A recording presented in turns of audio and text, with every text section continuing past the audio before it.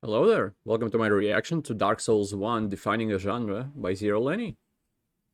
Dark Souls 1 isn't my favorite out of even Souls games. Outside of Souls, I like Bloodborne more and Elden Ring more than any Souls game, but Dark Souls 3 is my favorite out of the trilogy. But Dark Souls 1 would be the second place then? And I haven't played it when it came out. I played it actually after I played Dark Souls 3. I still enjoyed it, but there was a lot of moments that aren't good.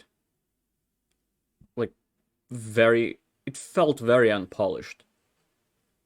Like with some hitboxes, would it be that the actual hitbox on the attacks or a hitbox for like a thing to walk across? It was all very weird. But I give it credit where it came out years ago.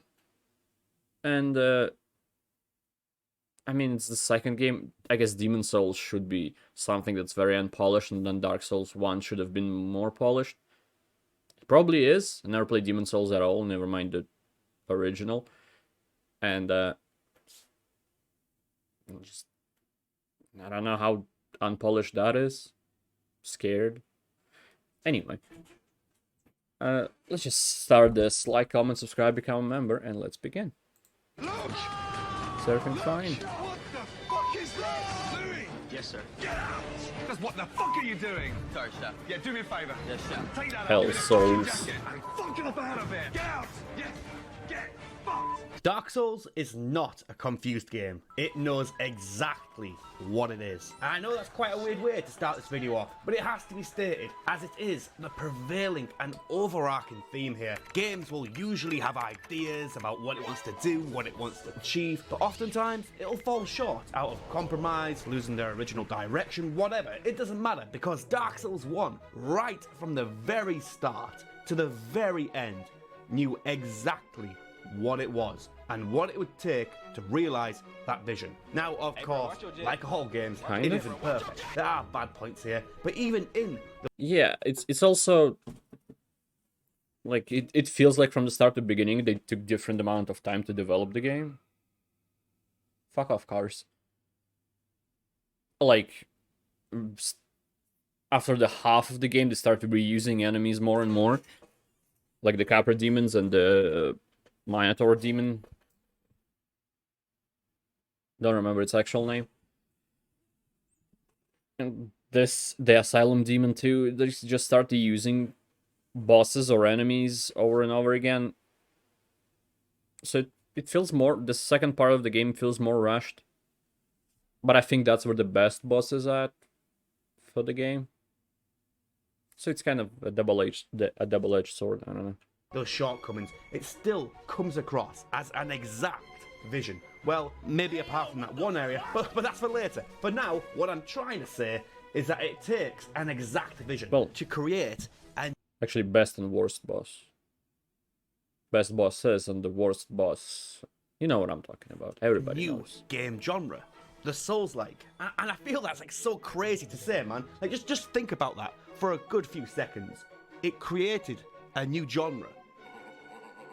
That is absurd to think about. I mean, Demon It is Souls a was before it, towering but achievement for wasn't games as as a popular. whole, and one worth talking about how it came to be. And before I get into that, I quickly want to say, yeah, of course, I know about Demon Souls and how that is the original Souls game. And while this game clearly has merits in realizing the Dark Souls idea, Dark Souls is the one which unapologetically stated them so clear enough to start the Souls-like craze. So in that regard, I credit Dark Souls 1 as creating the Souls genre for that purpose. I mean, Also, yeah, it probably did have a one more following, thing but not as before big. starting.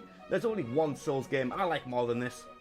And that's sponsored content. Sponsorinoed by Displatorino. Okay. What the blooming heck is going on here? I don't even know what I'm looking at. Get this trash. Again, I have no out. idea what to do I during want sponsored Displate. segments. For real, I've always loved having posters around my gamer zone because I'm a massive geek. And it was about mean, time Displate that is I treated something that I would collection love to hobby buy. seriously. Displates are a premium poster company But, printing your designs and passions I'm not in on the financial metal state to buy plates. This is something me like this, unboxing but mine. also I don't even know why it needs so much shipment protection. It looks They like these can't. plates are all tucked in reading for bedtime. Snooze, snooze. There's a huge amount of both branded and But also I custom can't designs because here. of the I went for situation that and Russia is pineapple in right designs now. here because they're sick and I wanted to support my Even boys. if I Super quick 4 to had 5 the day funds. delivery, printed in the EU, all that jazz. And what I love the most is how quick and easy the mounting system is. You just slap these babies and put it on, and you can change them over whenever you like. What's that, babe? The guests are coming around tonight. Babe, go and bring out the fine china. And of course, the metal that these are printed on are super nice. I was really sick of my paper prints getting torn and scuffed, so this is awesome. And also can even be cheaper than those paper printings by using my link below. I've really wanted to try some display for a long time, and I got sent these for the ad, which is the only reason I took this ad. For the posters, I'm not even joking. I don't know if I'm allowed to say that, so that's a double joke. Honestly, thanks to Display for sponsoring the video. I mean, that's Links fair below. enough. I would do the same. I won't get the money, I would just get You know displays. what? Rather than trying to They're cool. warm this video up with some like, little bits of why this game's amazing, me up. I'm just going to start right off with like the best thing in my opinion, and that's the world. And by now you have probably heard countless pieces about how interconnected Dark Souls 1 world is. And what- yeah, it is crazy how well made Havel. and how well connected this world is. It really is amazing. But the one part which I believe a lot of people forget to appreciate is why it has to be this way. And that's the main thing I want to bring forward here. No bonfire teleportation right from the start adds so much to the world. First of all, well, the world has to be interconnected now, not just out of being cool, but out of necessity. Dark Souls 3, it's got that straight beam line. What is it? It's like High Wall, Undead Settlement, Road of Sacrifices, Fire and Keep. It's just that straight fucking line. And it's no mistake why these games don't have the level of interconnectivity here. It's because they just don't need to. They've got teleportation. You don't need to do that. Anyway, the second point. I mean, World in Dark Souls 1 is made the best out of Souls games, but I enjoy teleportation. I don't like backtracking that much. And I mean, there is teleportation later, but it's still... It's not garbage, but... I enjoy being able to... Like, I want to go to a different place. And I would be just discouraged of going there, even if there's something I need, like, I don't know, a smith. Because I'll have to go through multiple areas just to get there, from my point. And that's annoying as shit.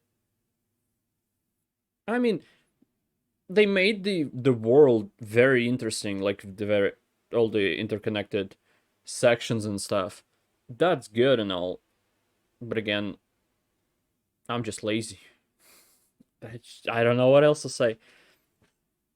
I want to bring up is the big one, and it's how not having teleportation from the start makes everything so much more imposing and just so deeply immersive. Now, of course, what you guys find fun is purely subjective. I've seen countless people trying to get into Dark Souls 1 as their third Souls game, and they say, oh man, I was really put off by not having teleportation from the start. And that's fine. Like, I'm not telling you that you're wrong or anything. What you find fun is honestly your opinion, and that's cool.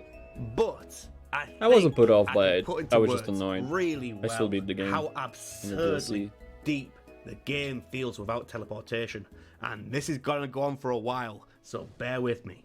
I'd like to take you to Firelink Shrine. This game doesn't have the typical hub per se, but I guess this place is your one safe place in the world, I suppose. Worth mentioning is that this is It is one a of hub. the only places in the world with music. It's nothing much, it's just a simple, warm, sweeping orchestra with a somber melody. It's not much, but it is what it is. So after this, you're gonna go out into the world and you're gonna get your fucking cock slapped off. It's proper bad out there. Slowly carving your way through the undead berg, eventually hitting the boss, the dragon, etc. And despite these levels having bonfires and resting points, you never Horus feel Demon. like you're fully safe. Never. You're still That's stuck the one, I think. in the middle of the level. And the problem is, if you want to go somewhere truly safe to pick yourself back up, you're gonna have to go all the way back through all those enemies you killed. They're still gonna be there all the way back. Well, I mean, just every- to get to safety. That's the every bonfire main area is feeling safe. here. which comes back time and time again. You are in this world, solid as a fucking rock. You aren't able to skip around from place to place as you want. You are bam, smack, boom, you are right here. If you want to go somewhere, you're going to have to go through it, either forward or back. You are in the world, solid as a fucking rock. Eventually, however, upon discovering the shortcuts within the levels, you'll eventually come across a bigger shortcut, and when you take it, you're gonna hear that melody first of all, ever so slowly come in. And that's when you know you're home. That's when you know you're safe. You really and truly feel that you've been on an adventure and you've just come back to your one safe place. It's such an incredible feeling of adventure, it really is, and they will use this time and time like not again. everybody. And here we go again, boys. Not everybody would feel that way. Some people would go like, ooh, they keep exploring, they go in farther and further from their safe spot, and then they find that elevator that brings them to the Firling Shrine, and they'll be like, oh, so I wasn't going farther and farther away, it's just a loop-de-loop. And that might discourage them. I think that it would probably be a minority of people from just players, but there would be some people. This is going to be the exact same message, but here we fucking go again, because I really want to fucking drill this in to your head, because this is it, boys. This is why I love this game. You've just rung the first bell of awakening. You feel like hot shit, and now it's time for the second. You've heard the second bell is far, far, far deep beneath the ground, way under.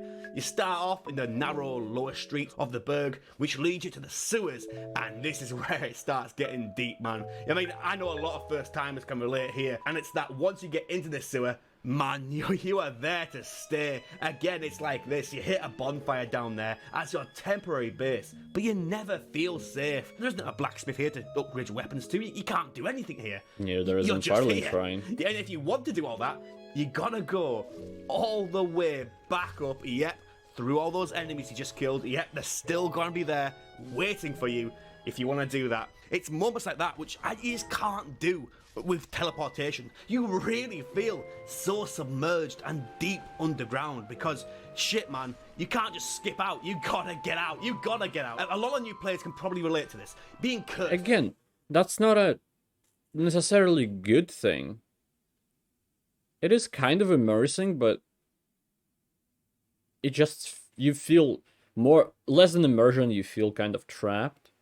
Because you now have to go through the area or go backwards and then not progress, but at least you'll be in the areas you know.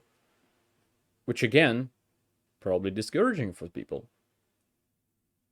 There's so many design choices that are both good and bad. Just depends on the player. But that's what kind of Souls games, even pretty much every game is. It's not for everybody, and I was very surprised how big Elden Ring became, even though it's just Dark Souls with open world. It's not for everybody, but then for some people, for some reason, it seemed like everybody still went for it. Whatever. For the first time. Despite me feeling that half health for a curse is a bit too fucking much of a punishment, I can't deny that it creates like a sense of urgency. It's like, oh, for fuck's sake, I was not prepared for this absolute shithole. That's it, I'm getting out. And then you kind of go on like a micro adventure within the adventure, and that's to cure your curse, because you're not going to be able to do this tough area with half health. But you probably could manage the previous area that you just did, and eventually the mini-adventure concludes, but then it's like, oh wait, before I get back down there, now I know what's down there, I've got to prepare a bit more. I have to do it now because I can't fucking prepare later, I have to do it now. And you can just snapshot that moment right there as such a unique feeling of overcoming a challenging world that Dark Souls 2 and 3 does not, and just cannot provide. But all that, it's just a little boost to your massive fucking ego. Just you fucking wait, you go. I'll take quality of life kind of changes over this, honestly. Back down to the sewers now. This time prepared, you get back down to the sewers, and yep, you are as deep as ever. Back down, here we go. I wouldn't say that I'll take teleportation over this, but honestly, it'll be the same. If I enjoyed the game, I'll go with what the game has to offer. Teleports or not. And if I don't enjoy the game, then it doesn't matter if it does have teleportation or not. That's just a minor game mechanic that is... Myself, personally, it doesn't affect me that much, my enjoyment for the game. Eventually, after what feels like forever, you kill the sewer boss and you get to the next area. It's Blighttown, boys, and oh god, nothing could have prepared you for this. All the poisons, all the traps, man, you're in the fucking trenches now, lads. Most people would stop here, and I know a lot of people do give up at Blighttown. I did on my first time playing, but if you choose to press on and go even further and further, you can get right I don't think I down gave to the up. bottom. At any point, when fucking hell are you gonna again, it wasn't my first Dark Souls game that I played, but it did annoy me the most. Blighttown, and it's just curse upon curse. Not in a game mechanic sense, but get out now. Yeah, just fucking a very shafted accursed now, place. You're fucking done. Next up, of course, is the boss Quelaag, and I'm not going to talk about bosses until like a later part of the video, but it's what's after the boss that I'm interested in. You achieved your goal of ringing the 2 bells of awakening, but how the fucking hell are you gonna get out now? You are solid as a rock down here to stay. Stop saying After a bit of solid as a exploring, rock. You find this The little lift. hell? You get all the way to the top. Your and favorite you come fucking out in, like, line? an oddly familiar place. I swear, that door looks familiar. You open the door, and what the player feels now is indescribable. You did it.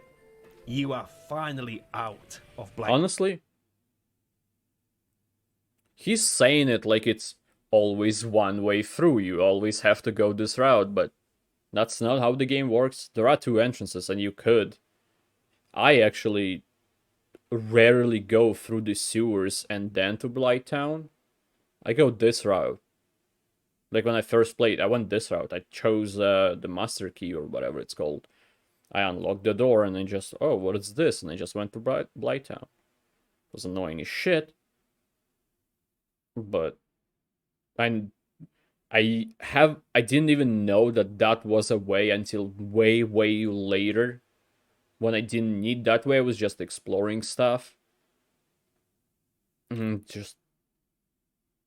of course, when I found that place, I found it from the inside of Blighttown. And you can't open it from that side. You have to open it from the sewer. So it was pointless. I felt robbed. But I still kept going. Blighttown. Because again, I enjoyed the game. By now, you already know your home. You already know it. But it's not home until you hear it. I mean, come on now. I know I'm not the only person who went through this gameplay loop here. And when I did, I knew I was playing something special here. As I said, I don't think I can ever describe the feeling how I felt all those years ago of overcoming this massive challenge and coming out on top. I can't describe it. If this happened to me, if I came up like after fucking Blighttown, the worst area in the game, and my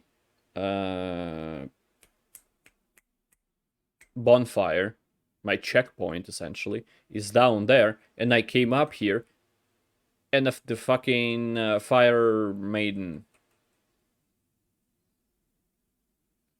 is dead. Is that the name? I don't think it is. I can't remember. But if I came up here and she's dead and there's no bonfire, I'll feel like shit. I'll hate this.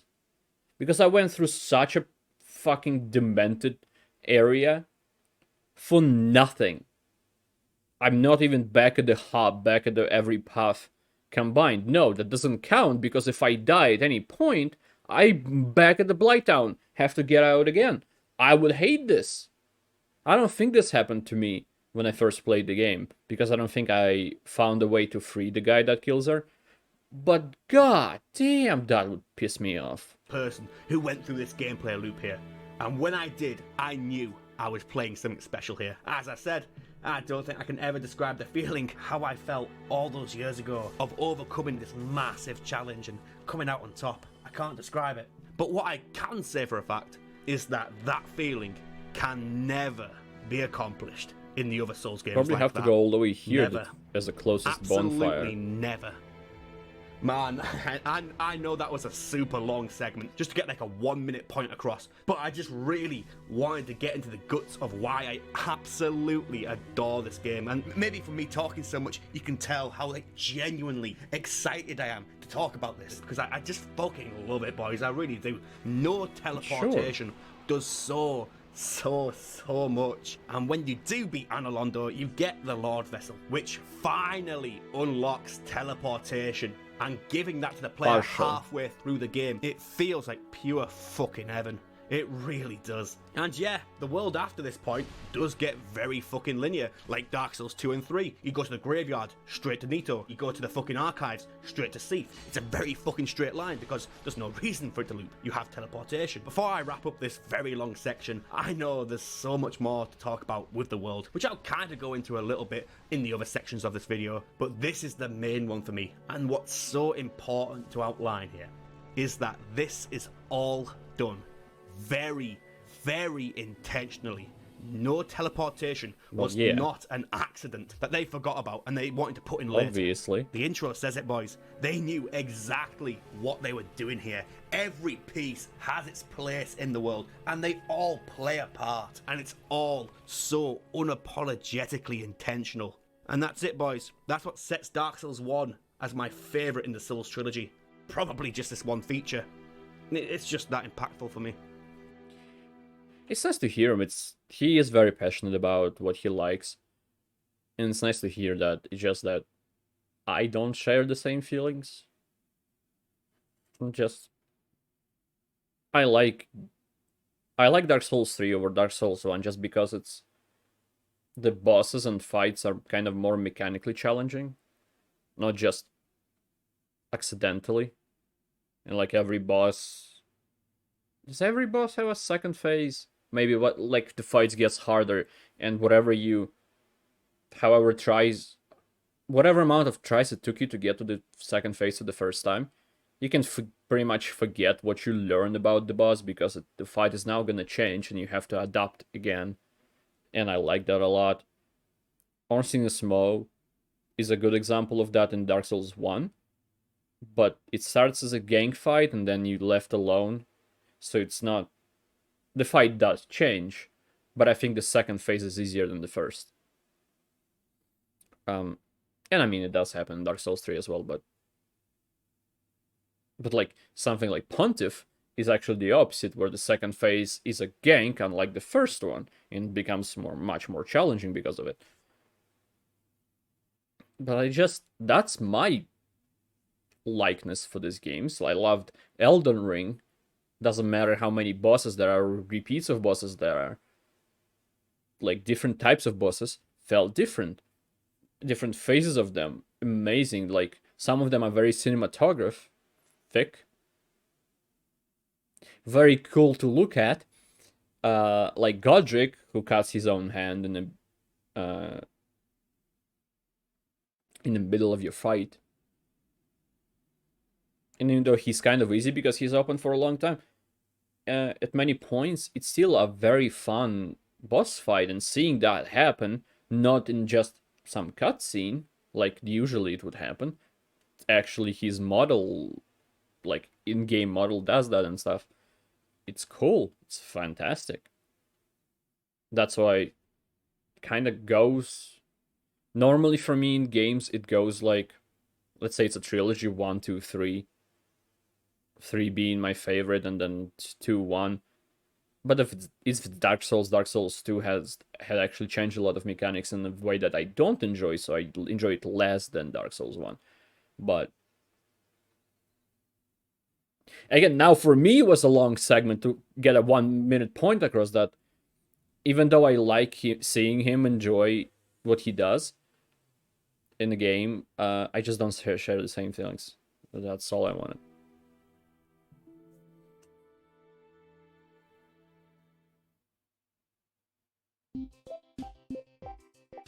Okay. Okay, well, since that section was so long, let's try and make the other parts a bit more snappy. Dark Souls 1's combat is probably the fastest and the slowest combat out of the trilogy, but overall, I would lean towards it just being generally faster than all the other ones, and it's all shown in its rollout windows. I'm going to compare the Broken Sword here with Dark Souls 1, 2, and 3. You can see there that Dark Souls 1, after swinging your sword, you can roll out the quickest. And that detail right there is so important as it dictates the tempo of a fight. With this, you're now able just to squeeze out that last bit of aggression. Boom, roll straight out. Feels great, feels super rewarding, and it's all around just solid gameplay. So on a technical side, the combat feels really tight, really locked down. But I guess this all doesn't matter unless there are some really well thought out bosses to test your combat skills on. Bosses here in Dark Souls 1, they're a bit of a weird one. It ranges from perhaps some of the best bosses in Souls history to absolute travesties. So it's really hard to say how the overall bossing experience is. I mean, I don't think I can call any boss of them like my favorite over the trilogy, because I think that would go again for Dark Souls 3. I love the bosses in there more than probably any boss here. Not all of them, like some of them. It's gonna be scrambled. It's gonna be maybe I like a boss from 1, then 3 is better than that, but then that one from 1 is better than from the previous one from 3. Stuff like that. But I think the top for me still would be something from Dark Souls 3. I'm not gonna give a lot of thought right now to not increase the video for 3 years, but there are definitely the worst ones in 1. Ask me, what for is my me. favorite Again, it's all boss my of opinion, all the same time as in the it Souls is game? his. And I'd probably Don't have hate. to give it to Don't Smough dislike. Ornstein. I really would. And that's Like the because video, for please. me, rating a boss is more than just a fight. It's also like the music, what it means for the story, the boss arena, your reward, what's the walk back from the bonfire like, etc. But for me, Smough Ornstein goes above all of that, out of being perhaps the most iconic Souls boss. Everyone knows about this boss. Even people who don't play Dark Souls 1 know about Smough Ornstein, and I love that. It's so important for the Souls game culture. You could talk to anyone about Dark Souls for the first time, and within 10 minutes, Smough Ornstein will always come up. Every time. It's that important. Fight itself is a brick Even I just wall, talked about a it, so I real can't make or break point go for against so this many point. players, myself included. On my second time playing through this game, I gave up here, and I started a new character much later. 2-on-1 fight is extremely difficult, and players can take days, maybe even weeks. Yes, because people stuck don't really at this like brick gang wall, fights. rite of passage of Dark Souls. But But when Honestly, Smough is a bit of a different gang fight to like a lot of other ones, because they have different speeds. Like Ornstein's very fast, while Smough is being very small, so you can space them out and kind of try and kill Ornstein before Smough gets to you, and then like play that kind of thing. Or you can just try avoiding them both and then die, because the game isn't actually fast and quite punishing when you fuck up. But it's probably one of the best gang fights in the entire series, because it has differences like that, instead of just putting let's go back to Elden Ring. Like, it's the newest game, but it still has problems because there are gang fights, and gang fights like now there are 2 Crucible Knights. They may be named differently and use different weapons, but they're pretty much the same speed. They're both gonna catch up to you. You can't really take one away from the other for a long time, so you do have to work pretty much with them, or like the cat statues, whatever, the watchdogs. It's also just pretty much the same thing, even if they have maybe different magic. It's still the same. Or there are gang fights where there are a lot of mobs in it. I guess Capra Demon here is that. And that is also very annoying. People don't like Capra Demon. Can you avoid him? Or do you get the key there? I guess you can't go without the key, but still. Master key. And then you can avoid them forever and never fight the Capra Demon. Yeah, I don't... Again, when I first playthrough, I had the Master Key, so I fought Capra Demon. I found that area where Capra Demon is way late in the game. Because I did... Oh yeah, as I said, I didn't go through the sewers. I didn't go through that area to get to Blighttown or, like, below. So I found it very late, and I was very OP, and then killed him in like a 2-3 shots. And it just was meh. Again, back to Gen fights. This one's been... People remember this one because, yes, probably some people... It's like publicity.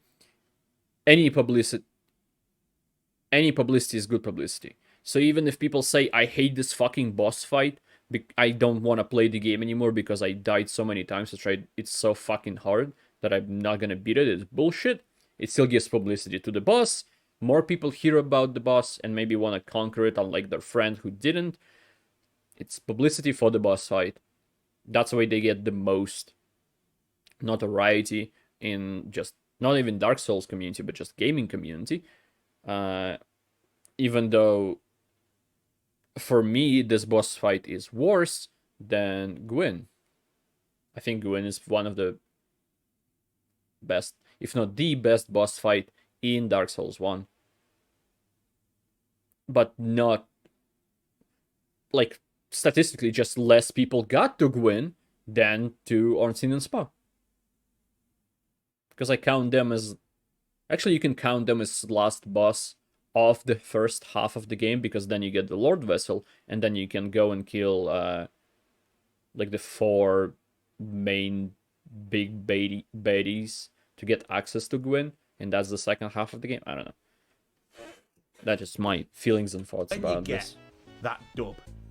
Again, the feeling is irreplaceable. For me, I think beating Simone Ornstein for the first time might be the best feeling I've ever had in gaming. Because the rewards is so great. Look at it. I have something really cute to show here, actually. I have proof of this triumph. Now, I don't really take or like save any game screenshots or whatever, but I do have 2 saved screenshots, which I frantically took. I remember it. I was panicking and I took these 2 screenshots of me beating Simone Ornstein for the first time. And here it is, on the 4th of February, 2013. Legends were born. God damn, almost 10 years ago. Oh, God. Look at this lad here. He's in the fucking trenches. Have you seen the state of this? Full Havel. He's got full Havel. And plus 2 Estus. He leveled strength enough to one-hand a giant shield. Oh, God, he gets the kill. But he's still got the shield up, lads. He's not done. He's fucking ready for more. Yeah. And also he killed Smog first. And the thing is, I really don't have the heart, which is to get more rid of rare these than screenshots. the I other always way around. make sure that I have them saved in my folder somewhere. It's just so fun to look at. It's so genuine. It is the pure Dark Souls triumph feeling in its rawest form. That's it. There it is. Of course, this game does have its bad bosses, and I do want to talk about those, but I'm going to save that for a later section always of the video. forget the name. For now, I think it was all I wanna something say tree. is that Dark Souls 1's combat, It is when about it's in the Resident right Evil, okay. mood, provides the most unfiltered version of the Dark Souls feeling, and that's all done through its combat triumphs. Something refreshed. Whatever. The story. Alright. So Cool. this section is going to be really short because I'm probably going to get a lot of things wrong and get shouted at by you sweaty fucking geeks because I get the But story TVD is wrong. So gonna I'm going knock to on try your and keep door it in simple. 3 I'm minutes. not going to really go into the story, but I am going to say is that the story here is the icing on the cake. I remember when I first beat this game and I was like, oh, well, yeah, it was pretty cool, but fuck, it was really hard.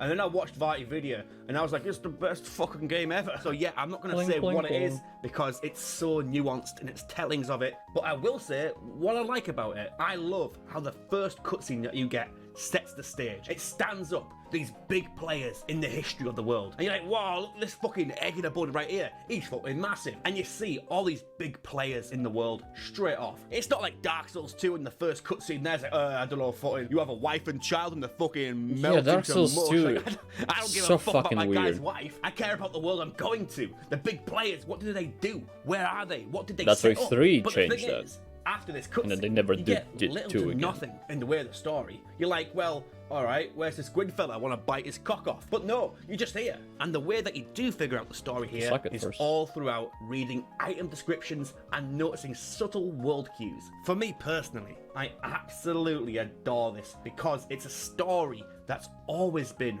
right in front of your eyes the entire time. but you never see it unless you look for it. It's the perfect middle ground. And Disagree. An opinion, again, don't hang me.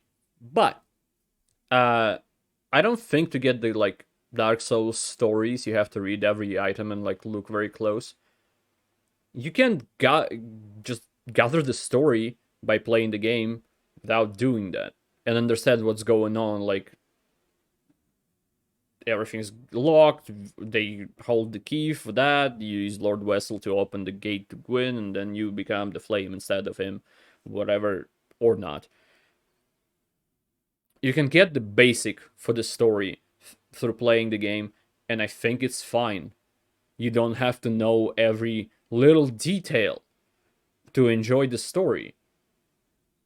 Like people say, oh, it doesn't have so. No, not that. Like, it's very hard to grasp because you have to read every item. Ooh, you have to know everything. But it's just to get like the full picture of the world. And in games filled with cutscenes, people think that, oh, the story is told in the cutscenes and stuff like that.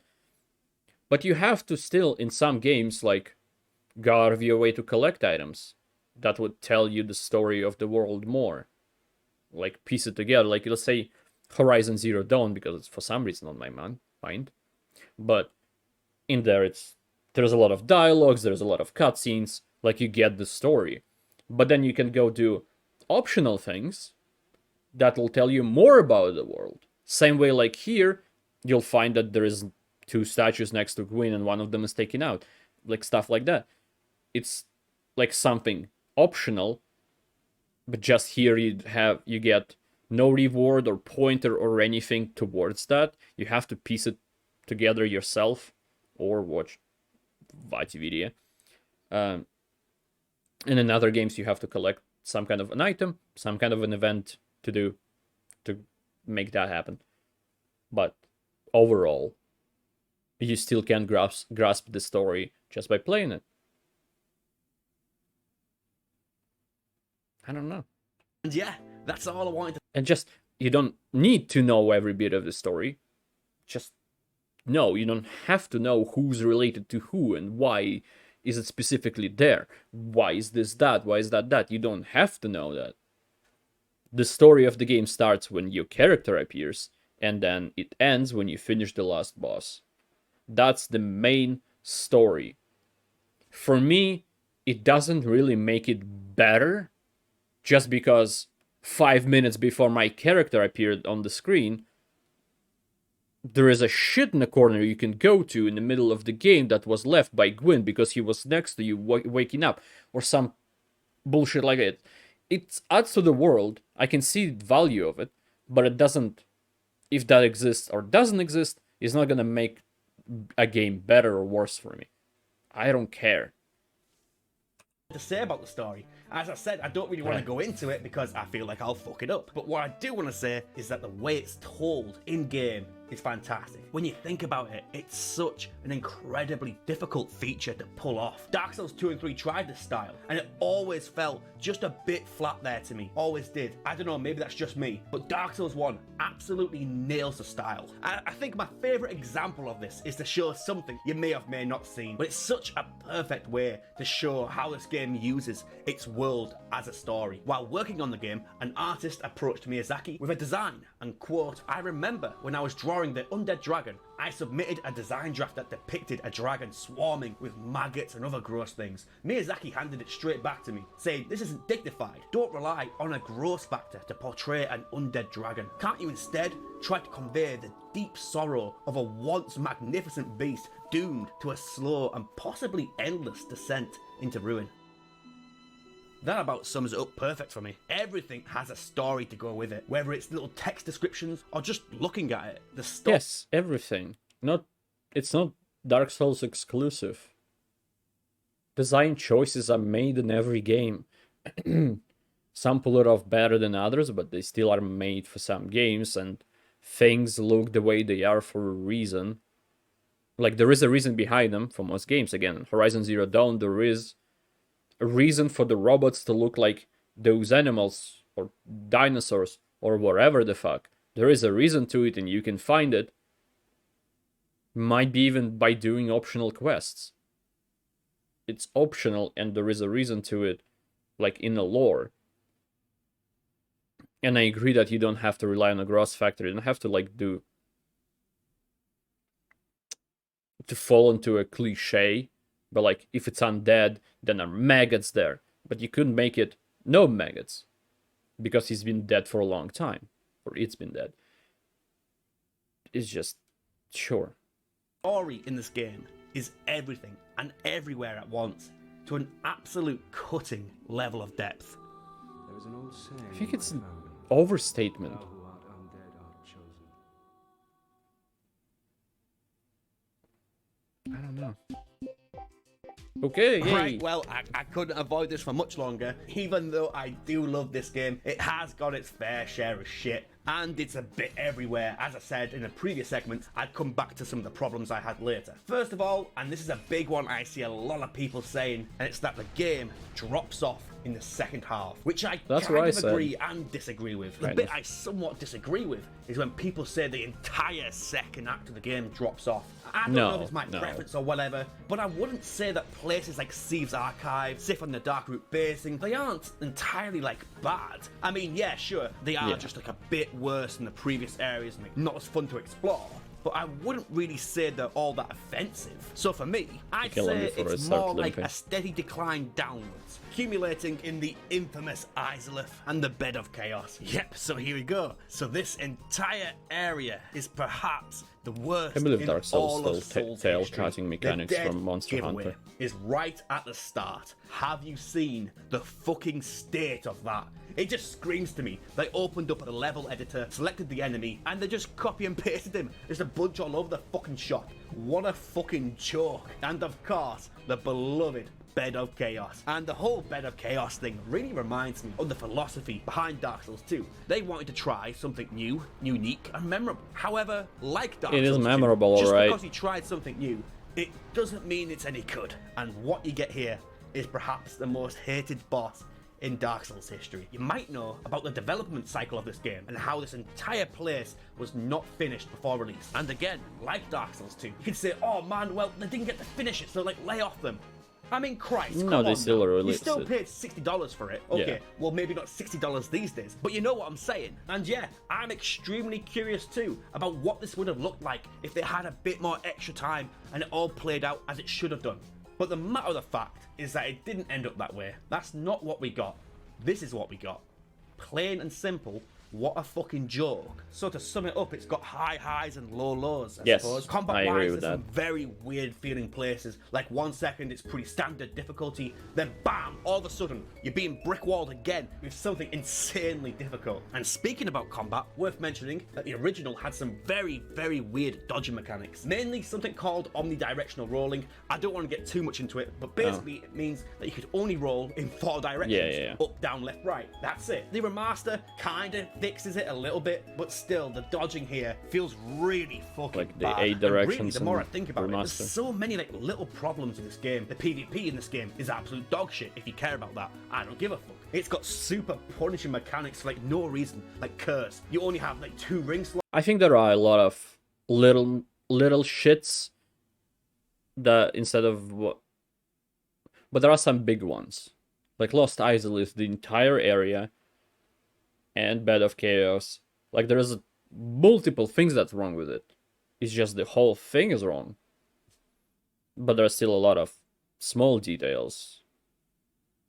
The menus are super messy, the camera's dog shit, etc, etc. There's plenty to take away here, and there's very little I can Camera do to problems defend are in that. pretty Maybe much apart every from game. saying, okay, if you played Dark Souls 1 on release, you would not know any better than omnidirectional rolling. And now that you've had better rolling, you know how good it's meant to be, so it's unfair to go back there and say, oh, it was shit before because you didn't know any better before. No. But still, that doesn't matter. Yeah, there's no excuse. It's pretty dog shit. And you know what else is unfinished? This segment, because I don't know how to fucking finish it. Fair enough. You don't have to have something better to know it's shit. I don't know if that's controversial stance. Stance? I don't know.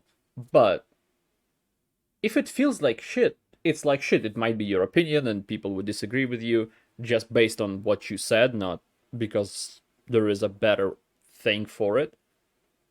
It's just shit. If you don't like it, you don't like it. Like, it doesn't matter if we had better things in the future, and because we're from the future, looking at something that's from the past, that's why you say it's shit. No. I think that's a fair criticism to have, and very unfair to say that everyone feels that way because they had something better. That's definitely not the case. So wrapping this whole thing up is going to be really messy, because looking back at this review, it's very clear that I had no structure whatsoever, and all I did is just get really excited talking about why I love this game, and didn't really have any direction behind it. I just can't help it, really. Fine. This game really does mean a lot to me, and I love talking about it like this. There's a very common saying that goes around the Souls community, and it's that whatever Souls game that you play first tends to be your favourite. And I find that absolutely true in my experience. Dark Souls 1 was my first one. It's also my favourite. By the way, I absolutely love it when you tell a Dark Souls 2 fan that, and they always reply, I mean, yeah, but it's good on its own, I swear. As if they've got something to prove to someone else there. Like, nah, I'm very happy admitting that Dark Souls 1 feels so much more impactful. I wonder, if you're still anyone still watching this video, what is your favorite game of the trilogy, and was it your first? Because of it, let's just see if that statement is correct. I'm gonna make a poll about the others, and it's probably because it's the first one I played. What's wrong with that? I like it because I like it, and that's it. I'm very sure I closed out my Dark Souls 2 and 3 reviews saying, oh, it's whatever you like the most, that's cool, and I don't want to do that all over again. So what I will say instead are the facts. Dark Souls 1 popularized the Souls games, and as a result, invented the Souls-like genre. Sure, you can say, okay, true, but I think such and such did that way better. Yeah, cool. You can like whatever else. That's okay, that's not what I'm saying. What I'm saying is that this is where it started, and I don't think that anyone can deny that having this level of innovation and vision for a game at its time is nothing short of outstanding. And if you just so happen to like those innovations like I do, this will probably be one of your favourite games of all time. Also, during this review, I did try and keep out the elephant in the room, Elden Ring. I find that now it's going to be so hard to look back at these games fairly because how much Elden Ring did. And overall, maybe I just have to say that Elden Ring... Well, you're talking about Dark Souls 1 in a Dark Souls series, not just in any Souls-like, just in Dark Souls series, and because you're containing your thoughts and things just about 3 games, because it's the trilogy of games, you could talk about it like much more fairly than saying like, oh, Dark Souls 1 is my favorite Souls-like game. That, well, I mean, that could be fair for people, but you'll start to compare things, and there will be much more backlash. Even though it's an opinion, there shouldn't be a backlash. It's an opinion, but it's the internet. People would say that Elden Ring did it better, or Bloodborne did it better, or Demon's Souls remake did it better. Anything that's not a part of the Dark Souls trilogy. That's always a thing, but because you contain yourself in Dark Souls, I think it's fair. Is the best one now, because it has 12 years of progress behind it. But as a product of its time, Dark Souls 1 takes it every single time. And that's what it all comes down to in the end. If you agree or disagree with what I've said in this video, that's fine. But something which cannot be denied is that the Souls genre started as we know it right here. I agree. You have to understand, this is the real deal. Well, okay, the way he phrased it, I don't agree. Because he says it started here. I think it started still with Demon's Souls, but it got much more popular, just went everywhere because of this. Because how much of a success Dark Souls 1 was, and just how popular it was to begin with. And even if Demon's Souls has a big community behind it where it came out, it still was not played by as many people as Dark Souls 1. So I think it's fair to say that it's popularized it, but not started or created it. Again, in my opinion. Dark Souls 1 was good enough to define a genre. Yes, to define a genre, not to start a genre. Again, that's what I think. Wow, I blew out this video for double its size. Who would have thought? Doesn't happen that often, but I do enjoy when it does. Just, it's very nice. Like, I disagree with a lot of his points. For myself, I find different things that attract me in Dark Souls 1 or in a different Dark Souls game or a different Souls-like game. But it's still very enjoyable video to sit through because of how deeply engraved his mind is in this video. How it's just a train of thought going through it just because he loves the game so much. That's a very good sign that the video is gonna be good, I think. I don't know. But it is an opinion, and internet does like opinions because different people have different opinions. Yeah, and that's normal. I don't think I think because this video came out just, well, on his channel, a lot of people are gonna see it from his community, so it's gonna be liked and agreed with by people. But if it gets viral and goes out of his community, like the farther it gets, the more people are gonna come out just disagreeing with it. Maybe not disliking. Like, looking at likes and dislikes is a different situation. Because again, I disagree with a lot of things in his video, but I still I'll put a like on it instead of disliking, because that would be stupid. Because I think the video is good, so it's supposed to be a like, even if I disagree with stuff. Because it is an opinion. Anyway. Thank you, anybody who sat through this travesty of a reaction. I appreciate it a lot, and I hope to see you next time. Goodbye. Have a great life, because one of us has to.